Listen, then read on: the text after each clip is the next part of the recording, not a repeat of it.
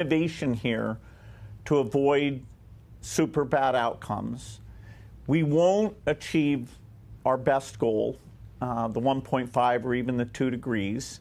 And as we go about trying to minimize that, we have to frame it in terms of overall human welfare, not just everything should be solely for climate. How much of your own view is a function of just contextually what's happening in the world versus what I think you've thought for a long time about the climate? Well, if the aid budgets to poor countries were continuing to go up the way they did over the last 25 years, then the trade-offs between climate action and saving children's lives wouldn't be as acute as it is now that these budgets are going down, and going down quite a bit. And so the plea here is to say, okay, let's take that very limited money and not have some partitioned off for particular causes. Let's measure it all in terms of the human welfare. How do you help those countries?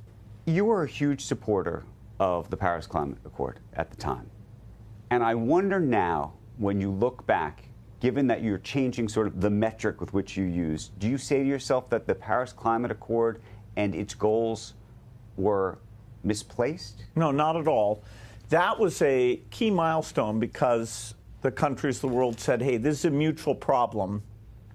The temperature rise, the entire world will experience a temperature rise from the emissions from all these countries. So getting countries to commit was very, very important.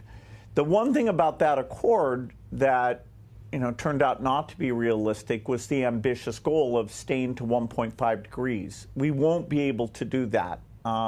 Even if you took all the money away from health, you wouldn't be able to do that. So now, the question is, okay, what temperature level are we going to end up at? Very important to minimize that, but not at the expense of everything else. Okay, but in the context of not at the expense of everything else, so many businesses, companies, including Microsoft, made pledges around being net zero, trying to get, in some cases, negative net zero, meaning going back and paying for their carbon production from earlier. Was that a mistake? Now that you're not at all. So that's not the message that you're trying to suggest. No, not at all. Okay. I mean, why have we been able to lower the future emissions? It's because companies like Microsoft and many others focused on this initiative, and it's very important that those companies help advance these new technologies by being the early customers for things like nuclear fission, fusion, clean cement. They're driving the prices down. And that's the magic thing. When you get the clean stuff to be cheaper than the dirty stuff, then you can take that whole area of emissions and saying, okay, just normal market economics works there. When the climate activists who have been very supportive of what you've done and you've been very supportive of what they've done read this, and if Greta Thunberg is reading this and saying to herself, my goodness, he seems like he is reversing himself, what would you tell her? I'd say, wasn't the goal here to improve human lives? And shouldn't we, in our awareness of how little generosity there is to help, measure, should we get them a measles vaccine or should we do some climate related activity? And if we stop funding all vaccines and that, saved you 0.1 degree, would that be a smart trade-off? That's the kind of question we have to ask. So I'm a climate activist, but I'm also a child survival activist.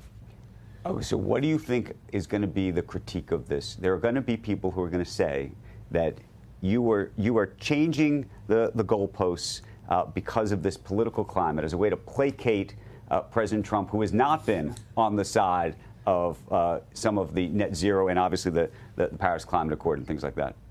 Well, I'm glad that some of the provisions that promoted new climate technologies got preserved. I was disappointed that a lot of that was taken away, but the provisions supporting nuclear and geothermal, some of those were maintained.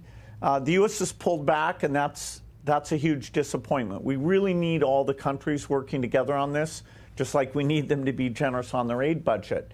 If you think climate is the only problem and it's apocalyptic, or if you think climate's not a problem at all, my memo will make no sense to you. You'll be like, oh no, it should all be climate, or you'll be like, why are you even still talking about this climate thing? Why do you invest billions of your money into these companies? The middle position, that climate is super important, but has to be considered in terms of overall human welfare. I didn't pick that position because it's everybody agrees with it. It's, I think, intellectually the right answer. And guys, it's a very nuanced view. I'm so curious, Becky and Joe, what you think of it. When you read it on the page, it really is, or at least seems to be, somewhat a reversal, if you will, to some of the comments that he's made in the past. Though I actually went back and looked, some of the comments he'd made in the past, even about the Paris Climate Accord, he had said that he thought the goals actually were too ambitious, even at the time, that they would never be achieved. But I do know that I'm sure critics of climate issues and of his will say that this is a complete retreat, which I also think it is not. So there's sort of two ideas that maybe you can hold in your head at the same time. But I also imagine Greta Thunberg will not be happy with these comments either, because it is a trade-off, and that's what he's presenting here.